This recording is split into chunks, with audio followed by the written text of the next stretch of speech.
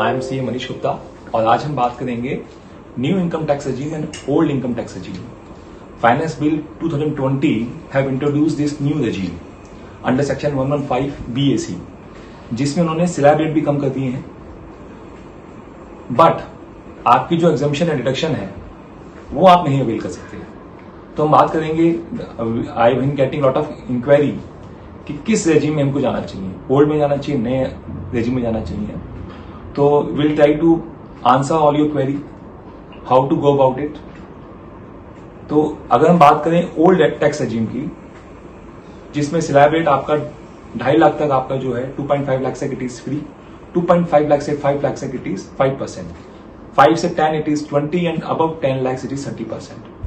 जो senior citizen है उनके लिए 3 लाख तक it is exempted, 3 to 5 it is 3 to 5 lakh it is 5%, 5 to 10 lakhs 20 and above 10 lakhs it is 30%. Super senior which is above 80 years up to 5 lakh it is free, 5 to 10 lakhs it is 20 and above 10 lakhs it is 30%. दो under section 87A के अंदर आपको rebate मिलता है जिनकी taxable income अगर after deduction and exemption if it falls below 5 lakh rupees, तो section 87 के अंदर you can claim exemption deduction and there will not be any tax liability. आपको टैक्स नहीं पे करना है.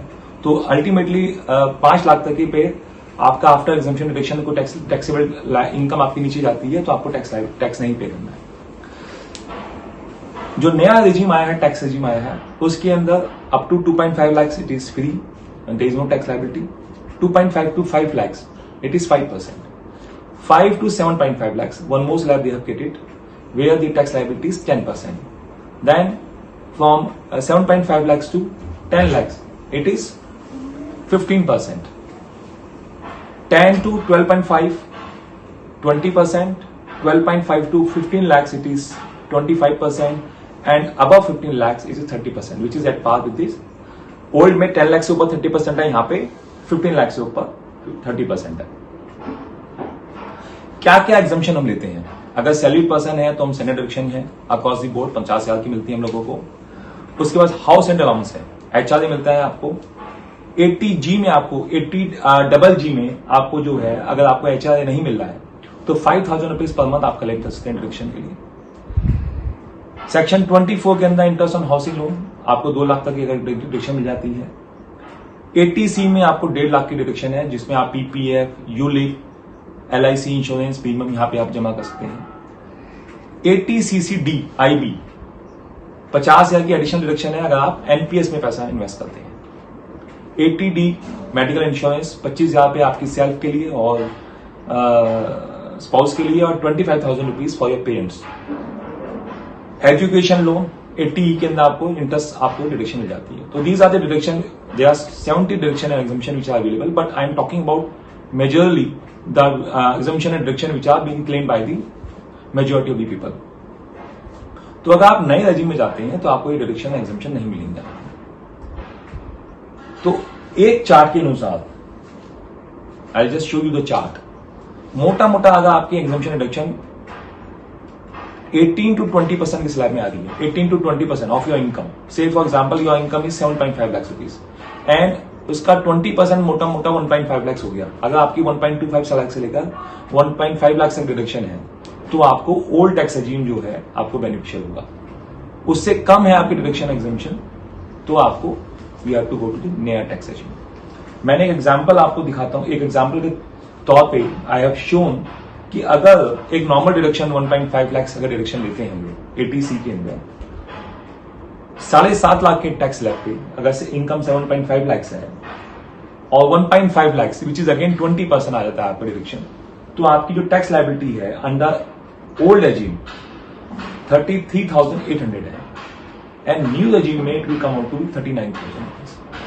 10 लाख में आपकी 1.5 लाख अगर डिडक्शन देते हैं तो ओल्ड रेजिम में बिकॉज 1.5 लाख इज 15%, तो आपके ओल्ड टैक्स रेजिम में इट इज 85,800 रुपीज एंड नए टैक्स रेजिम में इट इज 78,000 रुपीज. तो यहां पे आपको बेनिफिशियल नया टैक्स रेजिम 15 लाख के स्लैब में आते हैं आप.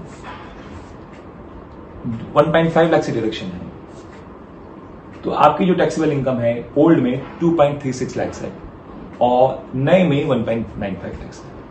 सिमिलरली 20 लाख पे आपके टैक्स लेके आते हैं, 1.5 लाख से डिडक्शन लेते हैं, तो आपकी जो टैक्स लायबिलिटी है वो 3.82 है, और यहाँ पे ओल्ड टैक्स रेजिम में और नए टैक्स रेजिम में it is 3.5. So friend, this is I have given you in nutshell a gist कि if your deduction and exemptions are around 15 to 20%, तो आपको जो है old tax regime will be better. However, इसमें एक silver lining ये है कि आप लोगों को जो सैलरी क्लास पे पीपल है, जो इंडिविजुअल है, उनको ये गवर्नमेंट ने ऑप्शन दी हुई है कि हर साल दे कैन कैलकुलेट कि which way they have to go, which way is beneficial to them. अगर उनको लगता है मुझे नए टैक्स रेजिम में मुझे बेनिफिशियल है, तो they can opt. If they want to go to the old tax regime, they can. Every year they can switch, but it is not available to the individual who are having income from business. अगर आपकी income from business से है, उस case में आपको life time one opportunity है. अगर आप नए टैक्स रेजिम में आ गए, तो you have to remain in new tax regime. तो वहां पे आपको कैलकुलेट करके आपको डिसीजन लेना है कि whether you want to remain in old tax regime और you want to fly to the new tax regime. Purpose पूछा है इसका. पर्पस यही है कि गवर्नमेंट वांट्स कि हमारी जो इन्वेस्ट सेविंग बेस्ड इकोनॉमी है, it will go to the consumption based economy, जिससे ग्रोथ हो. हम लोग जो लास्ट मिनट के ऊपर इंडिविजुअल होते हैं because of tax exemption, tax advantage, we end up in investing in wrong avenues. तो गवर्नमेंट वांट्स कि you take your call. If you are not prone to investment, you are not wanting to invest, you can choose the new tax regime which is more beneficial.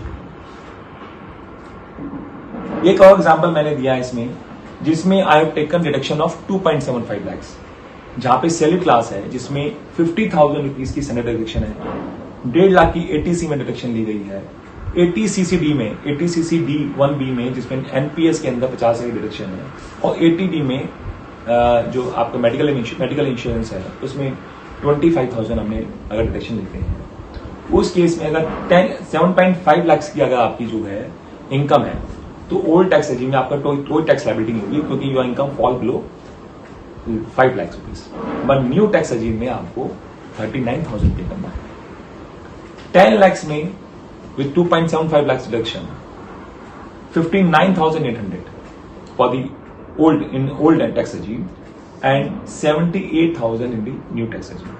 तो जहां पे deduction आपकी अच्छी है, जहां पे आप ऑलरेडी कमिटमेंट कर चुके हो, आपका इंश्योरेंस प्रीमियम ज्यादा है, आपकी जो है एनपीएस में आपने इन्वेस्टमेंट कर रखी है, मेडिकल इंश्योरेंस आपने ले रखा है, उस केस में आपको ओल्ड टैक्स रेजिम बेटर है. 12.5 लाख के आप स्लैब में आ रहे हैं, उसमें आपकी जो है ओल्ड में 1.1 lakh and in new it is 1.3 lakh. 15 lakh से स्लैब में अगेन विद 2.75 लाख डिडक्शन आपकी जो है 1.87 lakh and new tax regime में इट इज 1.95 लाख. 20 लाख में again it is going to be 3.43 lakh in old tax regime and 3.51 lakh in the new tax regime. तो आपने देखा कि फिर 20 लाख तक के ब्रैकेट में अगर आपकी इन्वेस्टमेंट 2.75 लाख से इन्वेस्टमेंट है, तो it is better to remain in the old tax regime. Similarly अगर आप बिजनेस पर्सन है, जहां पे आपकी बिजनेस इनकम है, तो आपको स्टैंडर्ड डिडक्शन नहीं मिलनी है. उस केस में आपके अगर हम डिडक्शन 2.25 लाख से लेते हैं, उस केस में अगर 7.5 लाख है, क्योंकि आपका 2.25 लाख है, it goes above 5 lakh rupees, तो आपके ओल्ड टैक्स रेजिम में आपको 18,200 रुपए टैक्स लगेगा और न्यू में आपका 39,000 टैक्स लगेगा. 10 लाख में अगर आपकी 10 लाख इनकम के अंदर आते हैं विद 2.25 लाख एग्जम्पशन, आपका 17,000 रुपए टैक्स लगेगा ओल्ड टैक्स रेजिम में और 78,000 लगेगा न्यू टैक्स रेजिम में.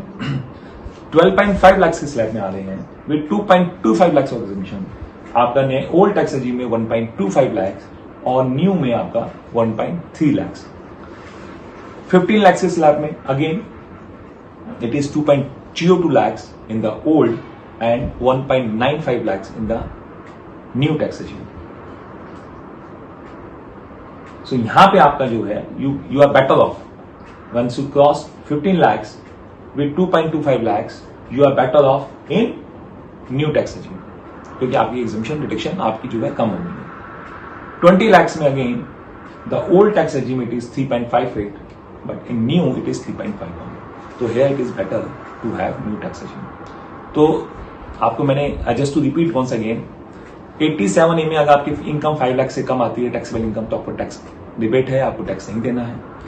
सैलरी टैक्स पेपर और इंडिविजुअल टैक्स पेपर जो जिनकी इनकम बिजनेस से नहीं है, वो हर साल डिसाइड कर सकते हैं कि इनको नए टैक्स में जाना है, ओल्ड टैक्स रेजिम में जाना है। और जो बिजनेस क्लास वाले हैं, they have to decide once for all whether they want to remain in old tax regime and new tax regime.